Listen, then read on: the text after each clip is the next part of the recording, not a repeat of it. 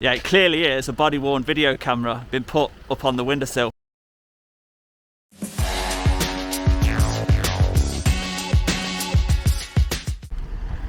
Welcome back to the channel, guys. Today we're in Nottingham at another police station called Cotgrave Police Station. Now it actually says Cotgrave Hub, so is it shared? Is it a couple of government agencies in one building? I don't know, but let's head over this section where we've clearly got some police vehicles. And we've even got a tiny little one. I've seen these before, but I've never got up close and personal like this. It's a Toyota. And look where they've stuck the blue light on inside. Look at that. That's funny. Is it all electric? Is it electric? Good question. Well, I can't see an exhaust. I think it is. I think it's electric. This. But normally the electric ones have got a green line on the reg. And now Right. it's petrol, look. Oh, it's pretty worse. Well, I don't know, is it worse than diesel? But can you imagine trying to get in the back of that? Oh yeah, let's have a look at the leg roll. There is no leg roll. Is there no leg room at all? Oh my God. What's that? But yeah, I might ask them if I can have a look inside that, to be honest, because we've not seen one of them before, a Toyota Igo police car. They've got the normal Vauxhalls, which we always see. You never know, this may even be the station where the guys came from when we did the HMP Loudon prison just now. So yeah, there's the Cotgrave Hub, the sign up there. It's got Inspire, Police, NHS, Rushcliffe Borough Council, and a voluntary group, all in one building. So this is the way that the local government are saving money now, by putting them all together in these shared buildings. We see it a lot with the fire service and police, and even ambulance and police. But this looks like a very new building, don't it? The whole area looks quite new, to be honest. You've got a co-op down there. You've got some food places. Strezza. Look at Strezza. Heron Foods. And you've got your little shops. So I wonder what you can see then. Looks like even a library in there. Let's have a look at that. Is that a library? Oh, I think there's actually some children in there, so a swift U-turn. Look at that for an old vehicle. An old Bentley. And I'm not sure about that number plate either. I will have to look into that one, because with it being such an old vehicle, you might actually be allowed. And I can smell the petrol from here on this one. You don't see them every day, do you? And some train carriages. And I presume this little plinth tells us about it. Cotgrave Colliery, 1964 to 1993. Men and women of Cotgrave Colliery who gave not only their labour but sometimes their health and even their lives to fuel the wheels of industry. So this is the other entrance, but this is only the library. So we've found the pharmacy and the library, but I'll just check.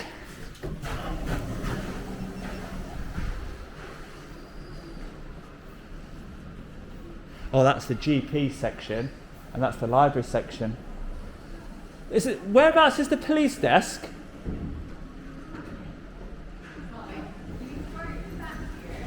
Oh, this way? Yeah, if you go back, and on the left-hand side there's a door with a yellow Phone. You need Okay. to phone that. Thank you so much. Oh, you can actually cut through. That's handy. But there was no sign out there saying the police door's over here, and it says staff only.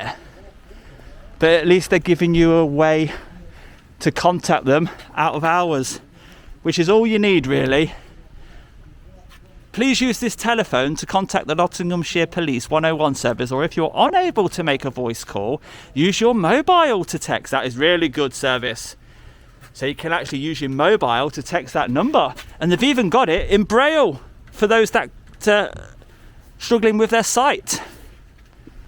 So interestingly, as you go in this door, the stairs take you up into this direction up here. So I would have expect the police to occupy the top floor of this, well out the way, because all the residential services like the library, the doctors, the pharmacy, they'll need all the ground floor in a building like this where it's really nicely accessible, which makes sense for the police to use the upper levels. But yeah, in the car park, we don't know who this belongs to. It does say staff only, so we're assuming cars in this section here do belong to staff. So we have a little look round as we do, and we see this one here, L12 SYA. So Lisa, we know that you've got a legal number plate, Lisa, and we'll just do one more. We've got GP10 RNA. The gap after GP should not be there. So taking another look at these vehicles, and have they left anything in there that they shouldn't? No. And it's quite clean as well, to be honest. And this one looks quite interesting in the back. You've got some sort of carrier in there. And I think that is actually to separate prisoners in the back seat. So you can have somebody who's maybe spitting or violent in the back seat there, separated from the constable that's sitting next to them, supervising them, you know, making sure they're not doing anything to risk their own life, etc., for their own welfare. So at the top window now, I think she's put a body-worn video camera on the ledge so that they're actually filming us from that window. Which I would class that as covert recording. And that is a little bit naughty if they're doing that. Yeah, it clearly is a body-worn video camera been put up on the windowsill. So that's enough grounds for us to make contact now. Let's have a word with them about it. Well, we're just outside looking at the police cars. And are you actually in Cotgrave at the moment? Right, okay, we're outside looking at the police cars, and there's a lovely Toyota Aygo, very unique, tiny little police car. And then we noticed that one of the constables inside the police station on the top floor has placed a body-worn video camera into the window, like covertly recording us. And I'm not very comfortable with that, so I'd like to... Yeah, thank you.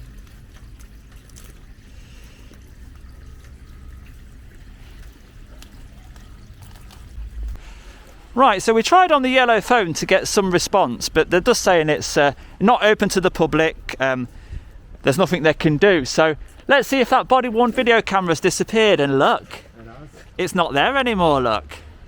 So, did the Chief Constable give authority for them to covertly record?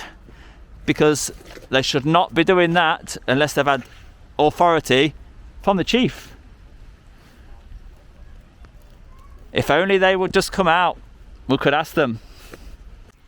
So we've just been for something to eat, and we was hoping that on the way back we'd see some activity here. But look, all the cars still exactly the same spots as where they were earlier. Nothing's moved, and we know we're not going to get any reply from the door about that body-worn video camera being put in the window up there. So I'll have to end this one here. So the entrance to this police station here is that door there where the yellow phone is. The police occupy the whole of this top floor here, and they use this space here for their police vehicles, marked vehicles, and I presume it's in this section here for their staff vehicles, but I'm only guessing on that. But in that section, that is where we found 2 illegal number plates. We got Lisa, and we got the one at the end. So, but it would have been nice just to have those discussions with the police. But obviously they chose not to. But how does that give a positive message to the community with community engagement?